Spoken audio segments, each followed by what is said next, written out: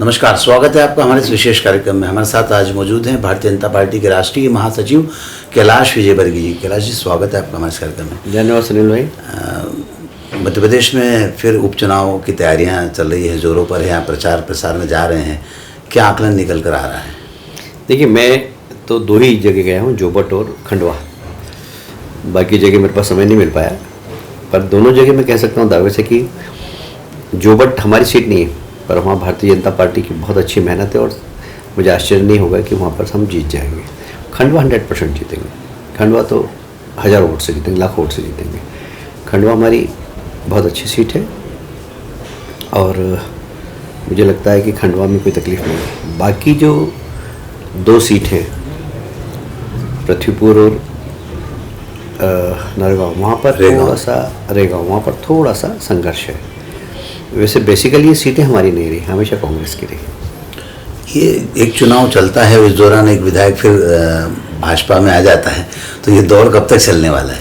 देखिए, मध्य प्रदेश में 2 party, Bharatiya Janata party और कांग्रेस। और कांग्रेस का नेतृत्व दिशाहीन है, ऐसा लगता है। इस नेतृत्व के कारण कांग्रेस का कोई भविष्य नहीं है। तो जो व्यक्ति को लंबे समय तक राजनीति करना है वो कांग्रेस में नहीं रह सकता। उसको मालूम है कि कांग्रेस का भविष्य नहीं, तो मेरे भविष्य का क्या होगा। बड़वा में भी जो सचिन है वो युवा कार्यकर्ता हैं, उसको लगता है कि कांग्रेस का कोई भविष्य नहीं, तो मेरा भविष्य क्या होगा। तो आदमी अपने भविष्य के बारे में तो सोचता ही। फिर दूसरा, मोदी जी का नेतृत्व है, डेवलपमेंट है, प्रदेश में शिवराज जी का नेतृत्व है, तो लोगों को लगता है कि अपने को विकास के साथ चलना चाहिए, तो ज्वाइनिंग हो रही।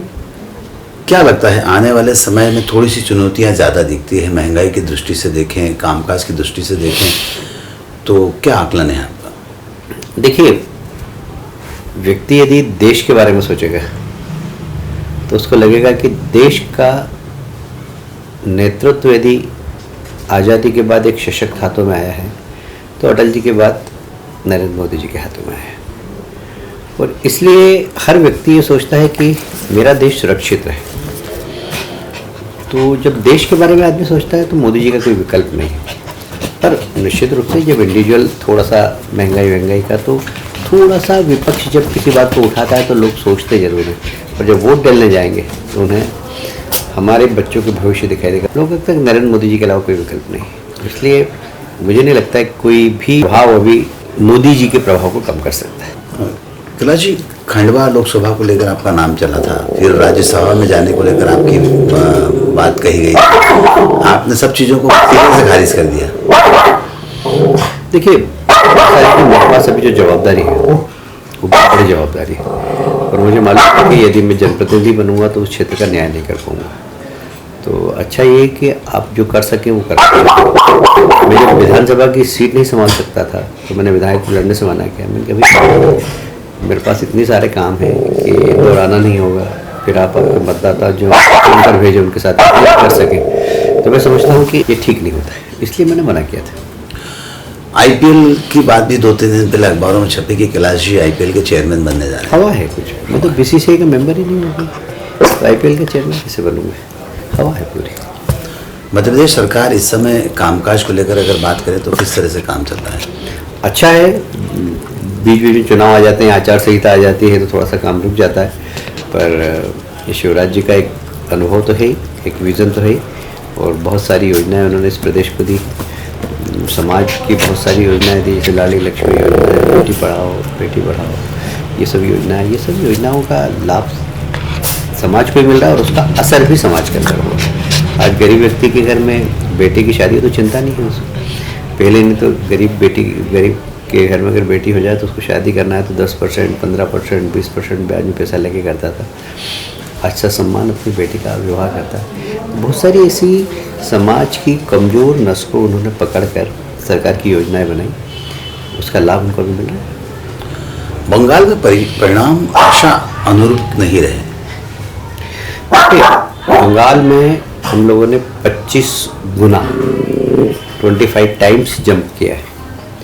3 सीट थी, हम उससे 77 पहुँचे, पर लास्ट मोमेंट पे कुछ समीकरण ऐसे बने कि कांग्रेस सरेंडर हो गई, सीपीएम सरेंडर हो गई, सीपीएम का वोट डाइवर्ट हो गया, वो सीपीएम कांग्रेस का गठबंधन जो पिछले विधानसभा चुनाव में 77 सीट लाया था, जिनके कि 38% वोट थे, वो 8% चले गए। तो सीपीएम को भी लगता है और कांग्रेस को भी लगता है कि पहली दुश्मन हमारी बीजेपी, इसलिए बीजेपी को हराओ, टीएमसी से तो बाद में निपट लेंगे। तो कांग्रेस और सीपीएम ने अपनी भूमिका नकारात्मक रखी और इसीलिए उनका अस्तित्व समाप्त हो गया, एक भी सीट नहीं उनकी। ये जो बंगाल में आपके खिलाफ दुष्प्रचार किया जाता है, कहीं केस रजिस्टर्ड कर दिए जाते हैं, तमाम सारी चीज़ें निकल कर आती है, क्या इसी तरह के डर से जो आपके साथ नेता थे वे छोड़ कर टीएमसी में चले गए? देखिए, मुकुलदा के ऊपर कम से कम 60 केस थे। उनके बेटे का कॉलेज वाले जो उसको नोटिस दे दिया, कॉलेज सील कर दिया। अर्जुन सिंह जी के खिलाफ 100 से ऊपर केस। उनके परिवार के 3 लोग रोज कोर्ट में रहते हैं, एक लोअर कोर्ट में रहता है, एक हाई कोर्ट में रहता है, एक सुप्रीम कोर्ट में रहता है। तो अभी अर्जुन सिंह दमदार व्यक्ति है, तो लगे हुए अड़े हुए। अभी हमारे एक विधायक थे, उनकी फैक्ट्री थी, फैक्ट्री सील कर दी। अब वो भी तत्काल बोला आप टीएमसी ज्वाइन करो, तो आपकी फैक्ट्री खोलेगी, उन्होंने टीएमसी ज्वाइन कर ली। तो इस प्रकार जो प्रेशर पॉलिटिक्स है वहाँ भी चलती है। लाइन ऑर्डर कुछ भी नहीं है वहाँ, ममता जी जो कहती है वही होता है। अब मुझ पर, हमारे प्रचारकों पर, हमारे राष्ट्रीय सह संगठन मंत्री पर रेप का केस लगा दिया। अब मतलब हम सब लोगों ने सामूहिक रेप किया, सब एक साथ बैठ कर। अब बताइए, मतलब एक आरोप की भी तो कोई सीमा होती है। ऐसे आरोप पे केस दर्ज होते हैं, कोर्ट में चले जाते हैं, तो बहुत बिलो द बेल्ट पॉलिटिक्स है वहाँ पर। हत्या करना बहुत मामूली बात है। हत्या हो जाए कार्यकर्ता की, आप रिपोर्ट लिखाने जाओ, रिपोर्ट नहीं लिखते हैं। बलात्कार हो जाए किसी बहन के साथ, तो रिपोर्ट लिखाने जाए, बोले अभी तो बलात्कार हुआ, तेरे पति का मर्डर हो जाएगा, रिपोर्ट मत लिखा। बच्चे का मर्डर हो जाएगा, रिपोर्ट मत लिखा। तो महिला बाद में घबरा के बलात्कार हुआ नहीं हुआ मेरे पास ऐसा बोलने लगती है। तो जो प्रेशर पॉलिटिक्स और पुलिस का उपयोग है जमा पॉलिटिक्स के अंदर, बहुत ही डर्टी, आप कल्पना नहीं कर सकते। लंबे समय से राजनीति कर रहे हैं आप, आपने क्या इस तरह की राजनीति कहीं देखी है? जो राजनीति का स्तर बंगाल में है और जिस तरह से बदले की भावना से राजनीति की जाती है, मेरे को नहीं लगता किसी प्रजातांत्रिक देश में इस प्रकार की राजनीति हो। जो बंगाल जाता है वही समझ पाता है। पता नहीं क्यों आप मीडिया के लोगों, आप सही चित्र जनता के सामने क्यों नहीं लाते हैं? मीडिया भी बंगाल का ये जो मानवाधिकार तथाकथित लोग हैं, जो ये मेघा पाट कर जरा सी घटना हो जाती है और कैंडल लेके निकल जाती है।